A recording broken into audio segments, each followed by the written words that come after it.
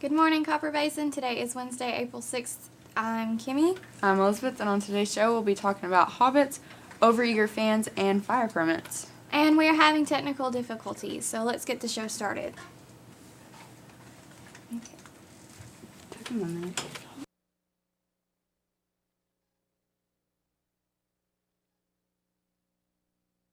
So, apparently hobbits were once real. New research at Liang Bua Cave on the Indonesian island of Flores suggests that controversial members of the human genus known as hobbits died about 50,000 years ago, considerably before previous estimates.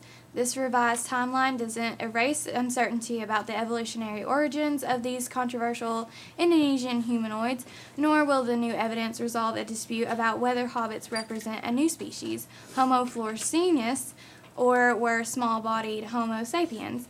Liang Bua cave excavations also suggest that other Flores animals, including vultures, giant marabou storks, and an extinct elephant relevant, vanished around the same time that the hobbits did. Now let's ask Eleni about the weather. Today will be partly cloudy with highs in the upper 60s and lows in the upper 40s. Tonight we'll have showers with highs in the low to mid 60s and lows in the low 60s. Tomorrow has a 20% chance of rain with highs in the mid 60s and lows in the mid 40s. Now let's go to World News with Joey. Dozens of hockey fans were violently thrown off an escalator when the staircase abruptly sped up after an NHL game the other day. Philadelphia Flyers fans were clearing out of the city's Wells Fargo Center following their win against the Ottawa Senators Saturday when their triumphant exit took an unexpected turn. What happened was just the staircase just sped up and they were stepping on it and it would just throw them back. And they were just when people step on a fast treadmill and they just face plant, that's what they were doing on the escalator. But more and more people just kept doing it and it's just terrible. I mean, I could imagine it being great, but at the same time, I feel like there's going to be some lawsuits. That's just hilarious. It is great, though. I mean, I wouldn't sue just for the fun fact of the trip. It's instead of fixing it, they just stood off to the side and started filming it. Just watching. I mean, why not? But let's go over to Kimmy. I would encourage parents, administration, teachers to allow students to pursue their passion. By the time he finished his first semester, he was like, Mom, this is great. This is what I want to do. And I want to rearrange what I'm doing because I love this. I love working with my hands.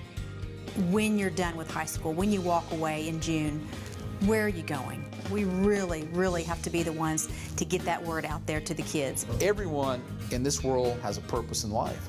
It's our job to find out what that purpose is.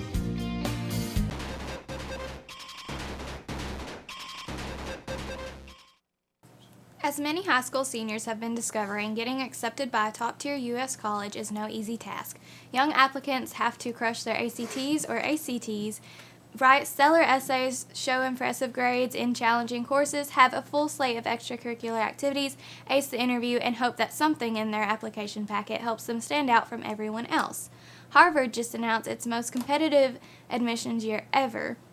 The Ivy League school granted acceptance to a mere 2,037 students out of an applicant pool of 39,041 for a 5.2% acceptance rate. Columbia had a 6% acceptance rate this year. Yale had a 6.3% acceptance rate. Now, American students with their eyes on the Ivies have yet another obstacle to face. Chinese students outside this country clamoring to get into a U.S. institution are hiring scammers known as gunmen to take tests such as the SAT, the GRE, and the English proficiency exam. Gunmen pose as Chinese students who are either not proficient in the English language or not smart enough to score well on collegiate level qualifying exams, or both, and help earn their clients those all-important acceptance letters. It may all work out for the admissions, but there's no way someone who has no knowledge of the English language may even pass at an Ivy League school. Now let's go to sports with Joey and Tanner.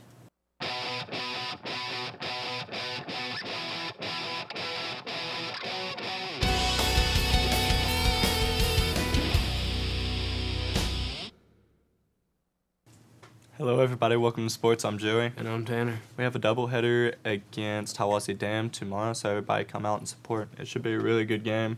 Yeah, should be. Hopefully we'll beat them this time. The first time we actually had it, it was a 1-point game. Yeah, it was 8-7, I believe. Came down to the very end, so it was really close, so everybody should come out and support. Now let's throw it over to lunch.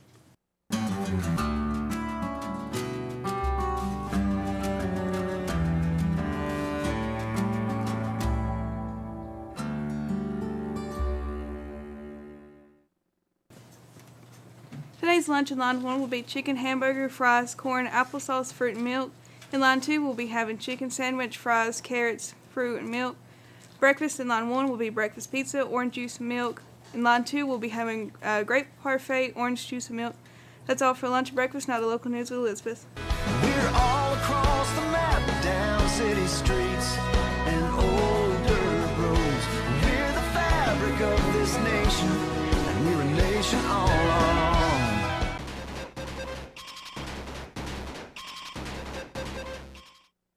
With spring drawing near, Tennesseans are taking advantage of the mild weather to work around the home or farm. The Tennessee Department of Agricultural Division of Forestry wants to remind citizens that if they plan to burn outdoors, a burn permit is required. Permits can be obtained online for burning a leaf or brush pile measuring less than 8 feet by 8 feet in area. Burn safely, but also legally. Now to a word from our sponsors. The challenges facing the country never stop. So neither does the U.S. Army. We train, adapt, and get smarter. Every soldier, every unit, every day. Not to keep up with change, but to drive it. Nobody knows what problems tomorrow will bring, but we do know who will solve them.